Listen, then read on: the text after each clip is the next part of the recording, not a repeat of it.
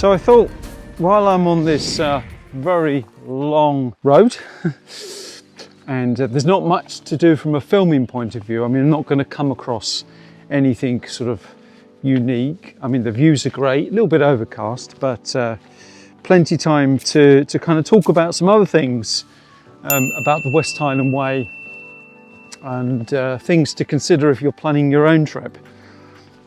I think the most important thing to say from the start is that each journey is personal and there isn't a right or wrong. What makes you happy and what you enjoy, what keeps you comfortable, what keeps you safe. So there isn't a die-hard approach of doing any of this. Whether or not you choose to do it in winter, like I have done, or in autumn, like now, whether or not you choose to stay in hotels, whether or not you choose to do it alone. So just kind of three things that I would summarize with. The first is literally in my hand, walking poles. Now, there are many people that have done some very significant treks in the world, very hard treks, very demanding treks without poles. They are not essential. However, I would say they're pretty recommended. The benefits of using poles, well, stability more than anything, gives you momentum, drives you uphill, keeps you upright, which allows for easier breathing. And actually, I once read that if you were to do an 8-hour trek using 2 poles, by the end of the day, 20 tons would have been placed on the tips of those poles. In other words, you will have relieved or relieved 20 tons of weight over that 8-hour hike onto your poles. So I think that says it all with poles. You know, there's been a few times where I've kind of stumbled a little bit on a loose rock or a stream that's a little bit difficult to navigate. Use the poles. Second thing I would talk about really is maps. Do you need a map? Yes, you do. Not only do I have an overview map in the guidebook, which is fine for general direction, but I also have a detailed paper Ordnance Survey route. Ordnance Survey is the mapping system in the UK. It's only actually on the British Isles, but yeah. But anyway, it's detailed navigation system. You know, being able to know where you are and how to use a map, and also a compass as well, which is in my backpack, is an essential piece of kit.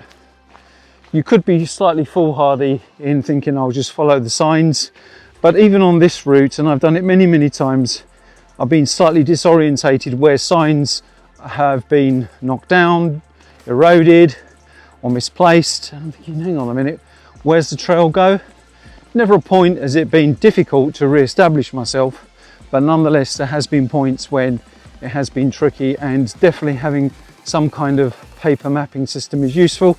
I also have the Ordnance Survey app, and all of the British Isles is downloaded onto my phone, which works offline, so in airplane mode, and even with that gives you a GPS positioning on the map itself down to 1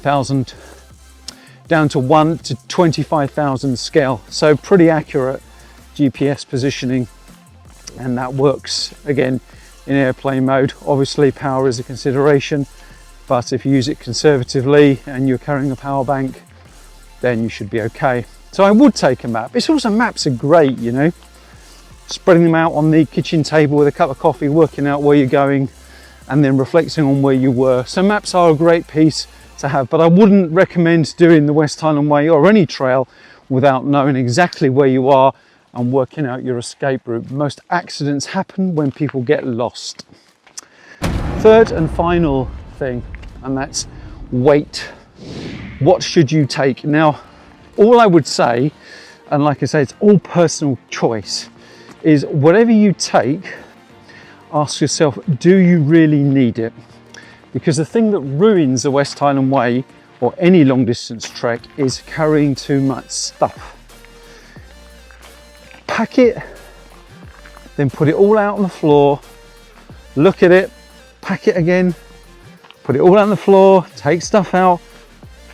Every gram makes a difference. So even having things like the mini toothpaste rather than a whole tube of toothpaste makes a difference. These kinds of things. So there isn't one particular thing I would say is essential. There are many things that are essential, but all of the little extras really, really, really consider.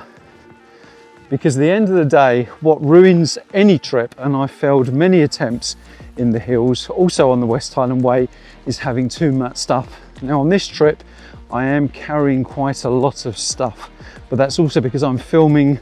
I've got power banks, I've got drones, I've got spare batteries for the drones, I've got all the bits and bobs that go with it.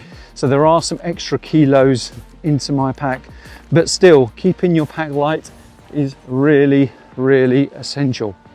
So that's pretty much it. They're my 3 little bits of advice.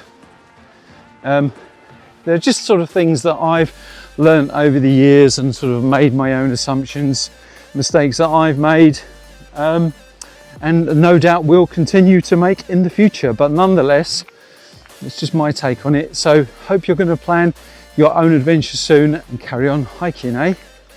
If you wondered what I'm carrying in my Fjällräven pack, then on my next video I'm just going to share with you my bare bones essentials on what I take when doing any long distance hike in this terrain and environment.